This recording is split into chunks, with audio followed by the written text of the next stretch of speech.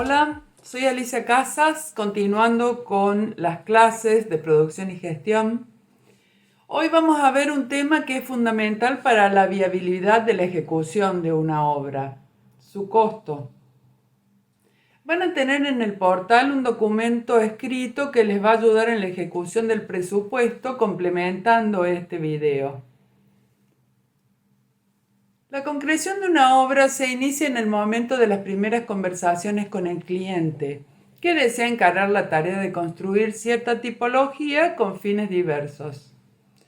Así se comienzan a desarrollar distintas etapas que son consecutivas: el anteproyecto, el proyecto, la ejecución, y luego viene el uso y posteriormente al mismo, y transcurrido ya un tiempo, seguramente la misma obra comenzará otra etapa de su vida, que es el reciclaje o la demolición para dar lugar a otra obra.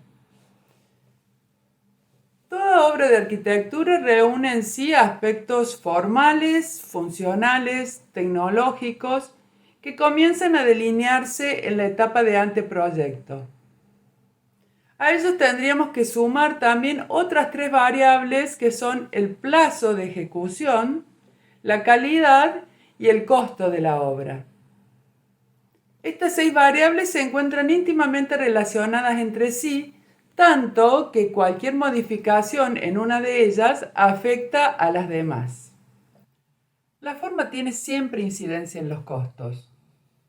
Por ejemplo, si hablamos de plantas de doble altura o muros curvos o cualquier otra forma que salga de una general, digamos, estándar, como podrían ser los 2,40 metros de altura o muros ortogonales, seguramente obtendremos una mayor incidencia en los costos.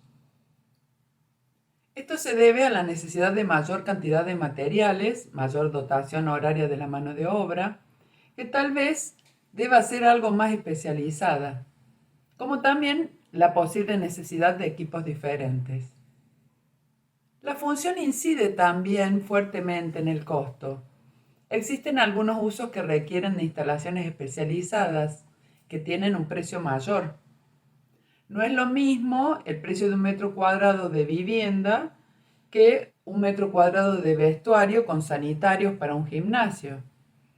En este caso tiene duchas, lavabos, inodoros, mijitorios, revestimientos, mayor dotación de instalaciones, etc. Si bien existirá un rango de diferenciación en cada caso según los materiales que se elijan, sean de mayor o menor calidad, sin duda los costos del metro cuadrado de vestuario con sus sanitarios podría hasta duplicar el costo de metro de vivienda. De igual manera ocurre con otras tipologías como los hospitales o laboratorios o edificios especiales como teatros. La tecnología que se utilice para ejecutar la construcción tiene también diversas posibilidades en lo que se refiere a costos. Por dar un ejemplo, el metro cuadrado de una pared de 30 de ladrillos macizos comunes tiene un costo mayor que una de un espesor de 20 centímetros de ladrillos cerámicos huecos. Sus características térmicas, constructivas, estructurales son diferentes. La decisión está en evaluar qué es lo que se busca lograr con cada tecnología. ¿Mejor precio? ¿Mayor rapidez en la ejecución? ¿Mejor calidad térmica? ¿Menores cargas?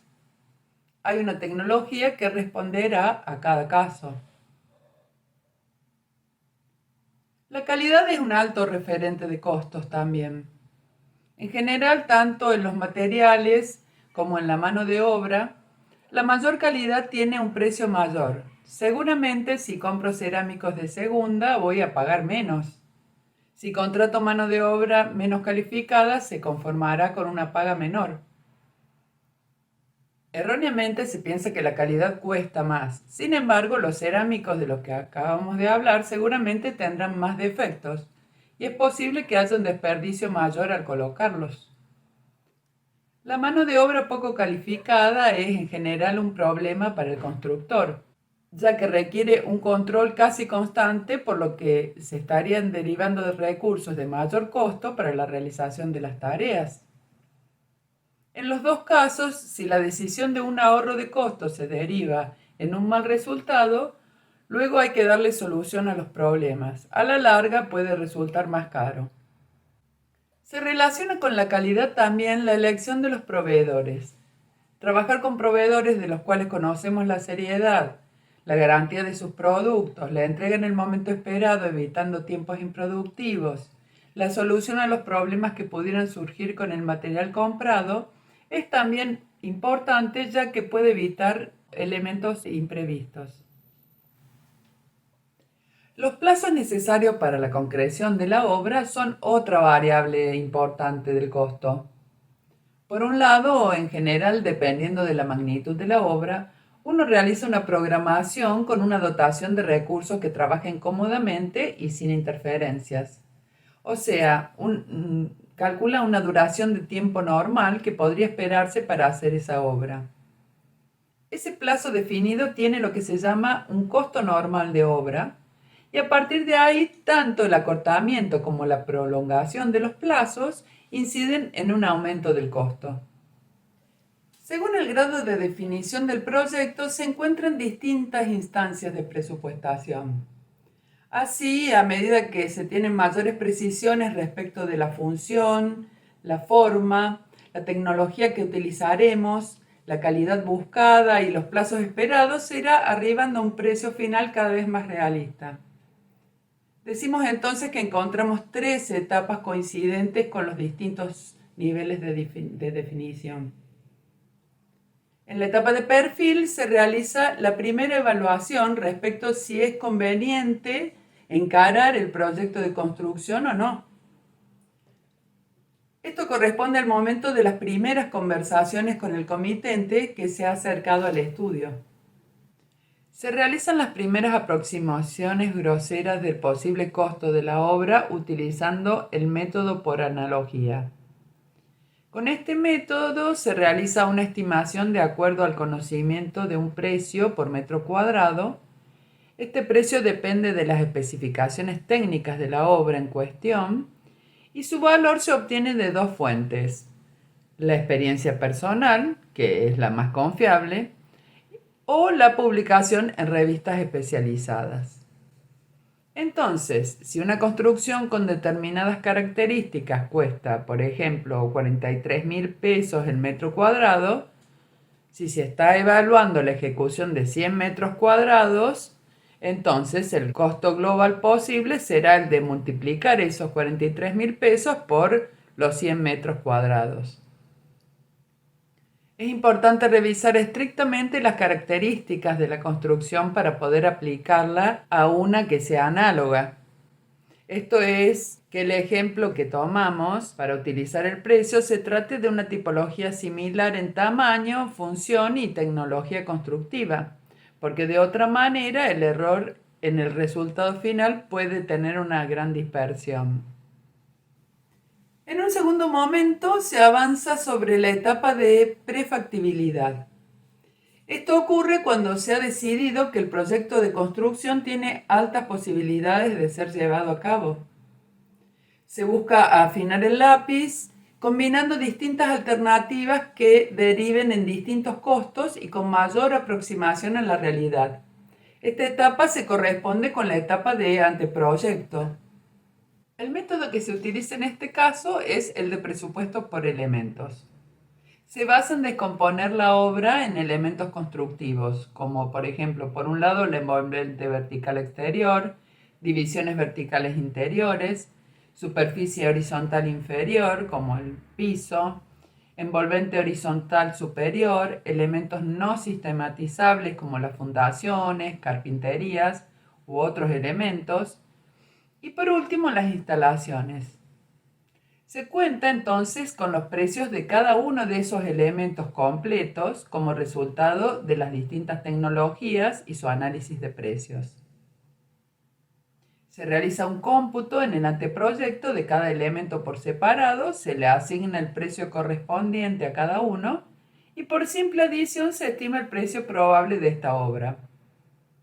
Es de destacar la importancia del trabajo con planillas de cálculo como es el Excel, por ejemplo, para poder reemplazar los precios de los materiales y tener siempre actualizada la base de datos.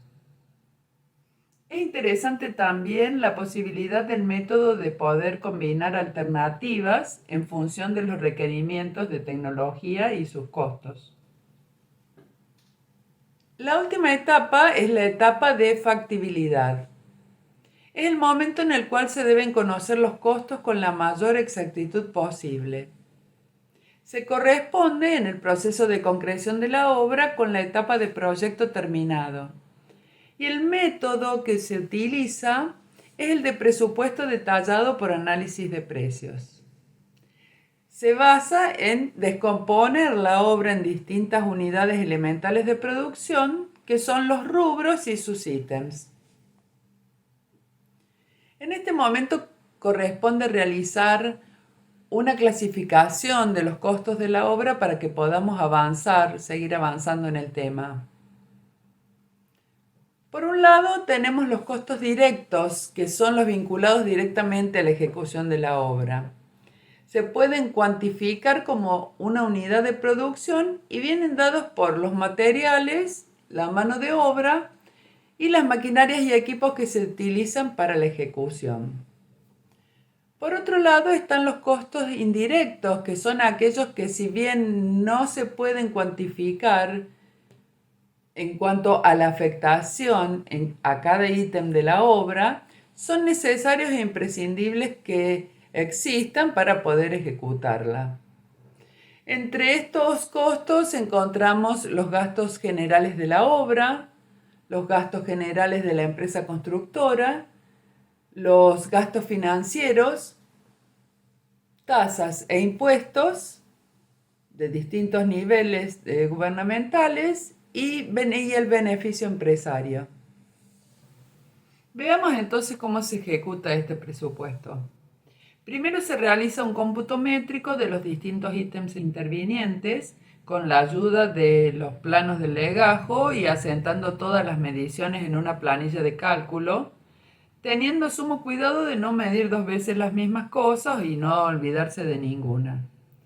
También debemos tener en cuenta que cada ítem tiene una unidad determinada de medición, ya sea metros cuadrados, metros lineales, metros cúbicos, y esta unidad debe ser respetada para poder trabajar correctamente. Para ejecutar el cómputo se necesitan los siguientes elementos: planos definitivos de obra, con todas las plantas, cortes, fachadas, para poder conocer los ítems que intervienen y las dimensiones, planillas de locales con la cantidad de espacios que tiene la construcción y todas sus dimensiones y terminaciones superficiales.